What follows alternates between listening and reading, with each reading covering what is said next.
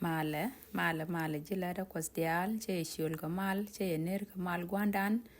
ke yengwa ka gadani Yesu Kristo en nyamandu ni Nyahon Chut ba ka ye ke introduction ka ngi dan ne wo konten rejo ka ne me te kon ka ngi jambaro dien ka quarter nyam ka ron 2025 Chiloide tes ko chukoda la kambangati oba benyam dun ka bia jawda bia ling ko de introduction de bentup ke Sabbath afternoon ka Nuer Sabbath school en kona ling ngi mugwa long kontinore jo kana me ka midong de ko lwak ke tendong nyun charkon but kama no kon introduction bu kon jide kula dian re jo ko kene ti shere tan kokien kenetin bukon ko kula o kwenten so ken gwaze me che shiul o bia bible lukun bia kalep bane jal kel ki bijar ka ko kere jo kana me ko bane ja kan chang bible ke bible topic ni tin chalat ke topic ni to go along to book all work rengi ka dana me but before to kon on yam long go re je o belep ke rieta pal ka mi check kenedit la de best kene cross de ket and then bukon shureide ba memory verse ba shu kwenbo ene chana lanka metot elia waka jimeral goidero kos chak kos kana kunoga kos da membum kos da mangeti dial kos da chaka ben ke jiken ta ka me o bichar ko bi lep Yesu ko dumango abi jakane ko bine riet ko bine ka understand re jo ko na me topic right ne ke je topic mbum bum long kala wi nen tungwa la ka nyune the problem of evil ki riek ka jiek en chine luang ko de ne lo de me understand ko jin kos mugwa ka twogre ke ti go ne o bine ngach ka lo ke ndi ne lo ke je o de ne chung kel ke ji ken ta ka me che ti jo Yesu ko dumangwa a yir labda ka yir jisko ka liang da man ba ke riet ko tiling ke je Chiloide tes ka nok du ko ko shud Yesu kwer me did no didem bana kete ka 42 SDA 42 pogan char che largwaze me ojin kos en la loida sien ke teslaj ejin kos en la loida sien ke teslaj la ji achala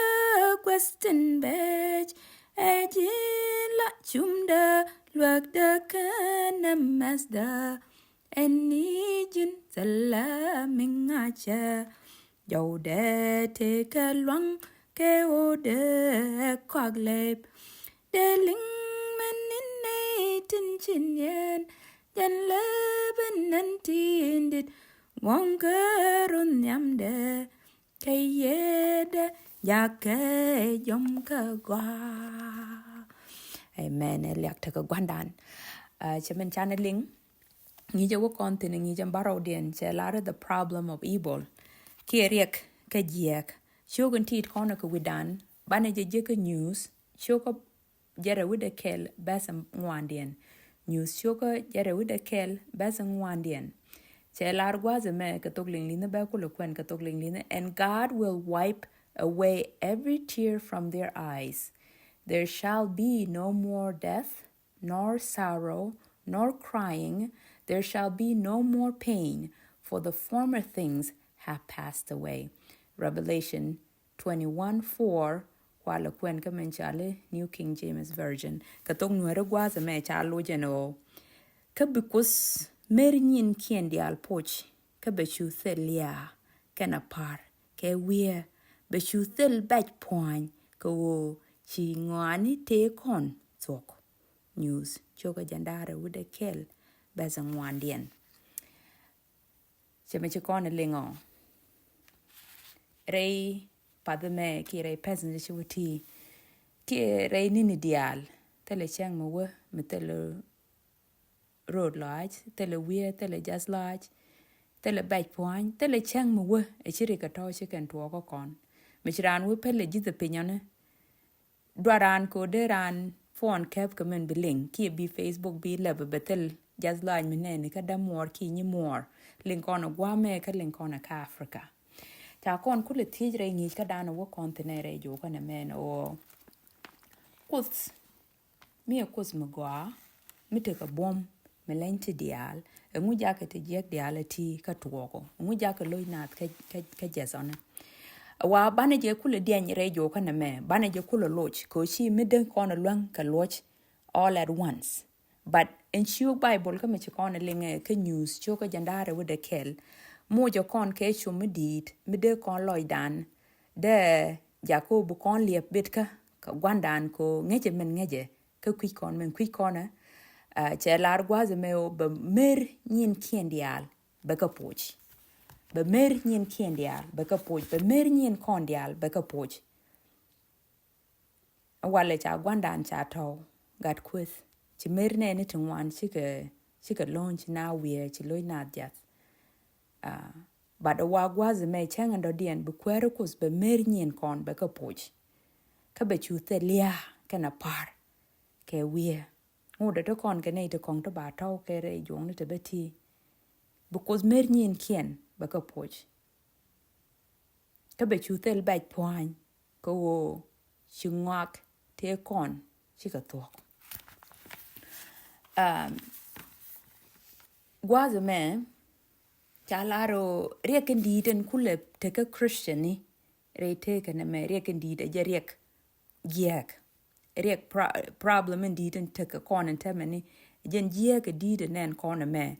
ko yo mi let ko na right ko dong ba gi yo okay ko mi te long ka ti dia lo ngu che de ti che ko wo jana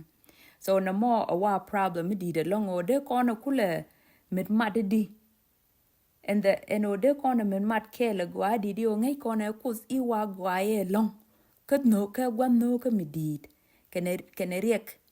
ye enen corner we more wa check enkus wa if god enkus mu gwaye elen goide tidial ka len bom de tidial engu tijiek wi monono engu ka did e longone wa ne me chiriek ka neitin te lagwar ki jidul gorka neitin niej ki jidul gorka la chi riek dien karade wa riek dan kondial a wariek dan kondial a wa emi dit mi nyuon cherne ne tungwan long ka jaka ne tungwan ka o bi ka pak ka ben ka kos ko de ken kod bangaj ken o de ken no kos de ken ngaj te ga me cha kula gor ka bok in chale gamendit ki the great controversy eno cherne ne tungwan to minimize the origin of sin and the reason for its existence are a source of great perplexity. Wa nyuna we na the long and took yeka kana took durka. Wa nyuna cherne ne tungwana long o kula benedidi. Wa they see the work of evil nen can let jenne with its terrible results of woe and desolation. Nen can tin nong yeka kan dial. And they question how all this can exist under the sovereignty of one. Onene biken teach ki biken te ke diu ka tinyi no amude te diality they can te re kwerka ki pin kwerka ramen te ka pomidid ka ngin midid ka nuk bo amude kan to ka jo wa en me chuang wi na the mystery of me cha long ka ngejene nyuna wi na the long Nyuuth we na the long ka chika tel way me de ken la loy nat ke je tel way me de chop loy nat ke je de la di be chop loy nat cha kula were jo kana me men bane dian re jo kana me jeno men bane dian re jo kana me jeno onkus goide kene peloy de pin ke liebum ke de ke liebit ke de men bana kula ngach chawo nei tungwan tung kwikot many atheists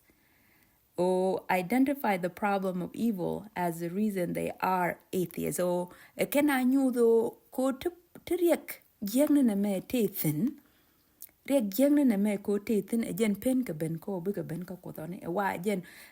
lord kel mi kena male nyu dan chen bu ko na ne je ka ti ka kon e den chi goy ko ngai ki chi kon understand ngu tuok riek jamon tuok e didi but as we will see in this week and in coming weeks, the God of the Bible is entirely good. Chega me buko ne re yo ka me ki re yo te be beneno. Ku den cha la re Bible ka a wajen go aye long. Ka de ko na nges. Cheng ne menen kon yek te chi tiang te wi mondan ki te chi wi mondan chi kene jako penemona. Brokure be mes ke kwene re Bible ka be chokien ba ka kamye be te to de be matin bran kulu kwin ko chok tembe bere yoga choga nyam de kone je ka job choga jendiok bes jendare with a bakel job choga jendiok job choga jendiok alla beje job choga jendiok bes jendare with a bakel job choga jendiok bes jendare with a bakel gwaze me che lare no dungdo mi cha gur no goy bi beni jiek ka mi gore ne boy bi beni mus chega me chi pol weo era me jiega me ngu bia kula kena ko mi cha we kwala goro bala ne mangwa bi jiek chu tie ne rode mango loida ne gwande kona lat chi kona lwan kelene ko gwan jiek ne la kon chwa o men on tana dong ba gwi jo ne kwa like a scapegoat on and kwa rik to talk to wa ka blame karama do dia ne cha responsibility cha ko kan ge mi set ken mo but ngai ko ne to kon re mos ken re boy ka re jia ka ken re goy ka ken to kwir ka ken daro wa ze me cha ko lo we ko bana bible la te lai ko Nyuuth ko no bana thuuk jia ka bu ko na ngach e ta e to ko je wi mo na me e no te ge je ko mu gwa mi cha chak ronial ka chu goro ne bakai da rar be rebel against God ngai kon re community te ga ramila let kel ken kwere kamite mi je gwijo chiro do lo la ka ja rar be te nei ti be te de ni ke ki ne ga te banang te bit kore so na mo je tuo ko kume meteronial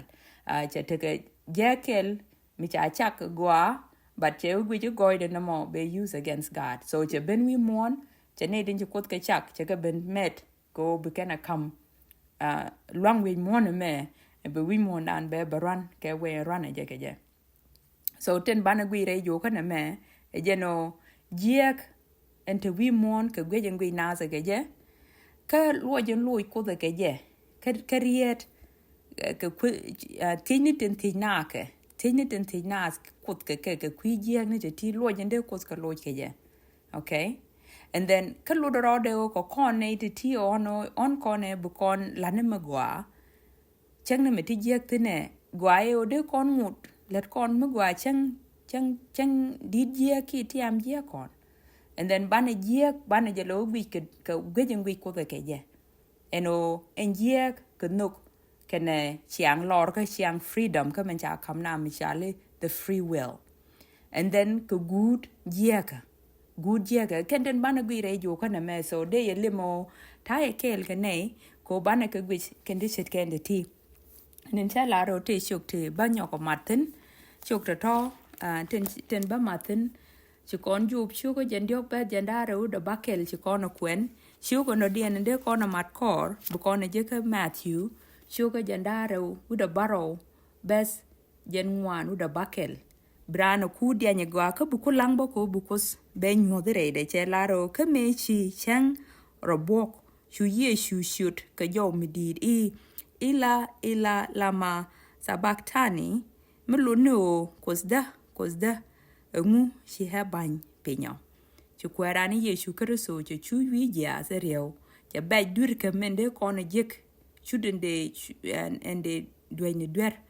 cause the second death che je ko kuidan che wie la che ro jik cha da ko kus ke je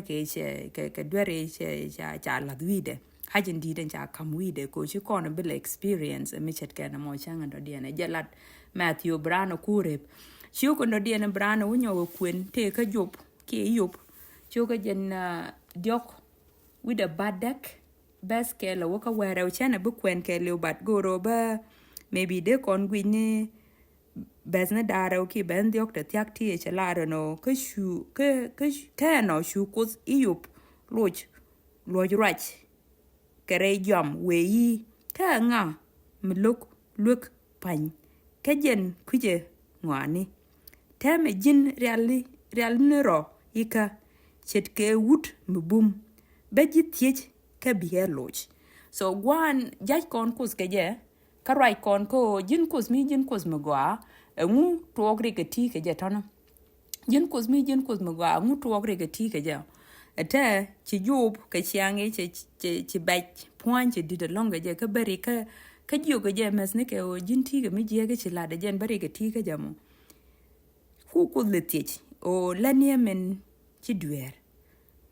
ko kene ngach ka tukde ka job cho ka kel kene bezra wo gule te karamo gonye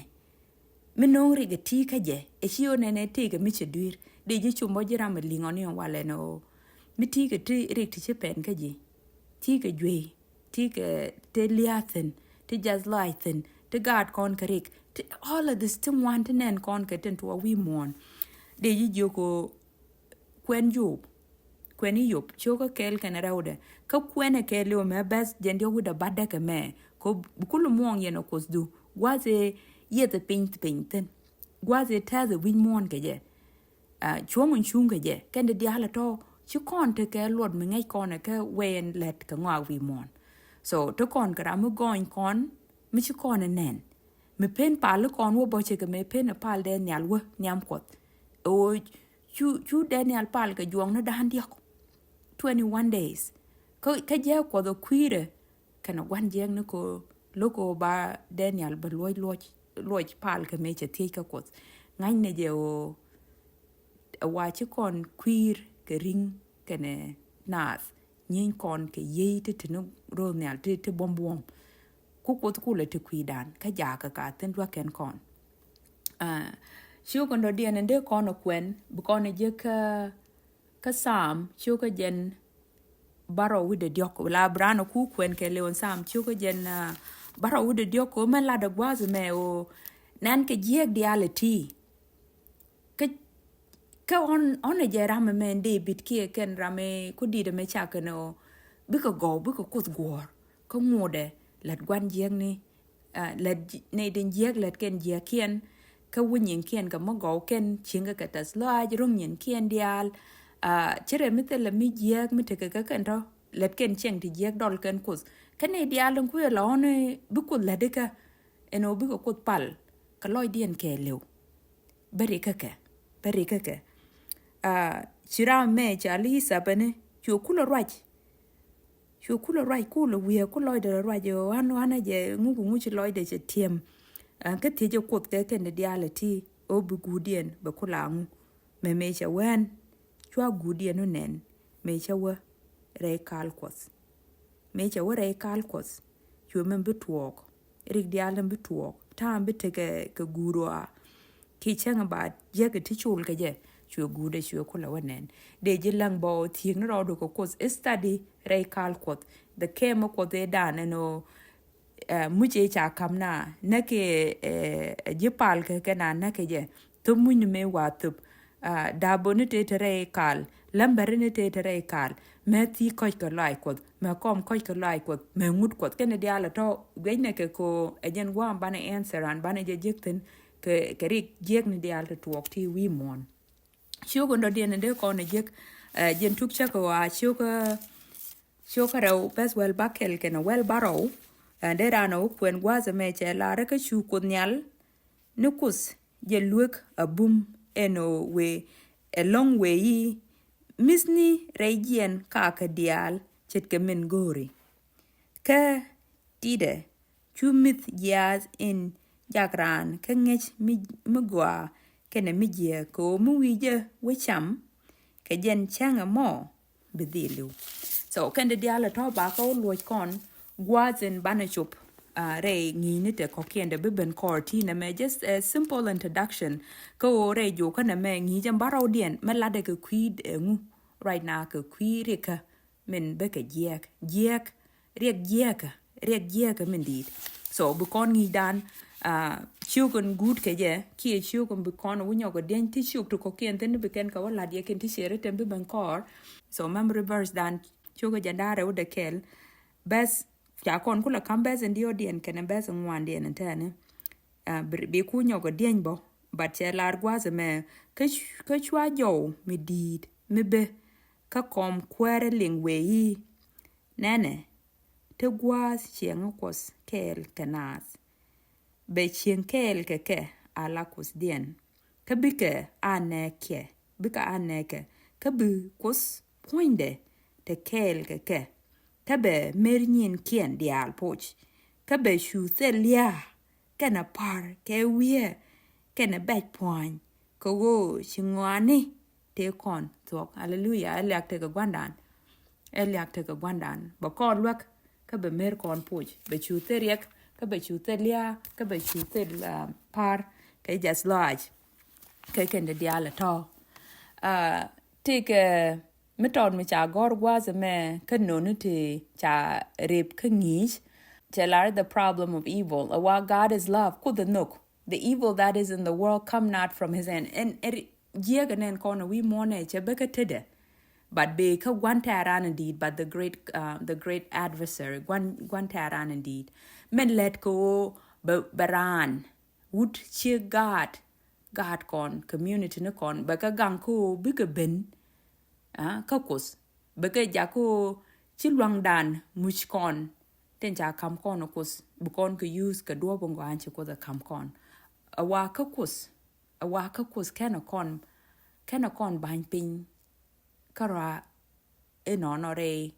re baskamen chi bere wa kiere teska me chi tet ka win mon ki me chi jek ben ke je ken kos kon pele nono awa ko kon nyin ke cha kon kok ko kuk midit cha we che human family cause nje cause ke je kana gade ko gun cha kon kok je gwana no kus kana kwarani ye chu karaso awa kuk mithil pek awa dide long so kan gwaze me de kon chumo ngai ne je kus dan no ko kon awa kus chi je damen chak je chi jen ku je ku no ngone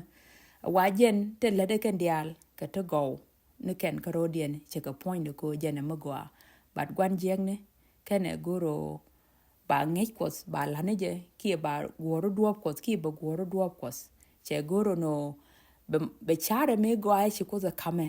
me gwa cha kame kos o be use ko be no ni mi jek be no ni jek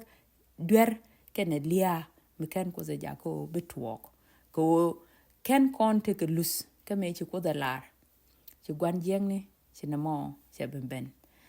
te kon ke free will kon God Adam kena God Eve nye kot kena God kot ki nye Adam kena Eve cha kon nung riega me ke tuk de me chi ben but chi gwana no kos cha kon ban kam gade ni Yesu karaso ke nuk de cha men cha gor ka John and nyam choka ngwan John and nyam choka ngwan John and nyam choka ngwan bezwel bakel John and nyam choka ngwan bezwel bakel en chi lar gwazem no keno ngej kone kangas kon nuk in nokoze ne kon o ngej kone nuk nokoze ne kon chwe gade kel ne karamoj ko ramoj nges chebilu beteke tek metel pek chwana dwal ko bukon tiech kamen dal kon bukon ne re ngini ten cheben ka gog te shiwe o shi ko tiech bo ne ba pek minindi embu bijek bo wo ba pek minindi embu je wo ka je kos dante ke loy ke ne diality eno ngu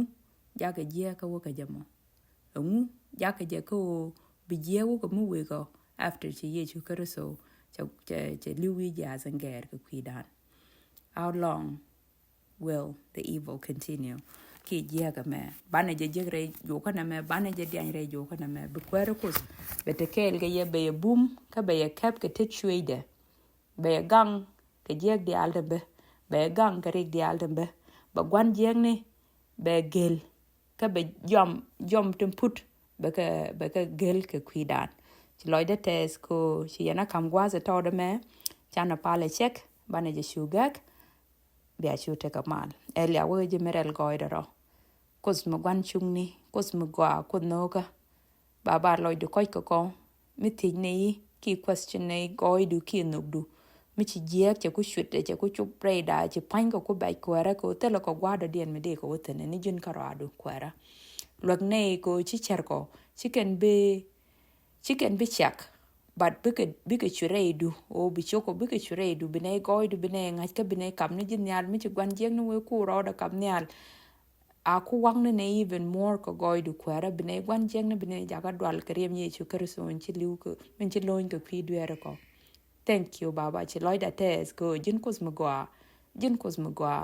Tele me per ke ji wi mona me. E chen chi jegu ko mi di de kare baro. A wa goidu ke na nogdu la we ke mere banaro. Bum ne ideal den jes loiken. Bum ne ideal den bay panken. Tene ke el ke ne ideal den de wal. Ko no ko chi loida tes ko ko. Chi loida tes ke lesson chi kam ko ko ba ke jeg da ba ke jangach. Ke bine chu nyira long ko ba ko chu rit ke je. Ka bishu ben kwara ko no ko je obite kel gane poñ mer nyen ko dial ti men chelar ka news yo ko jandare o de kel bas ngwandien sloida tes ka nok du ko shodi shu kwer mi di de no amen ya te ka mal be kwara ko ya pos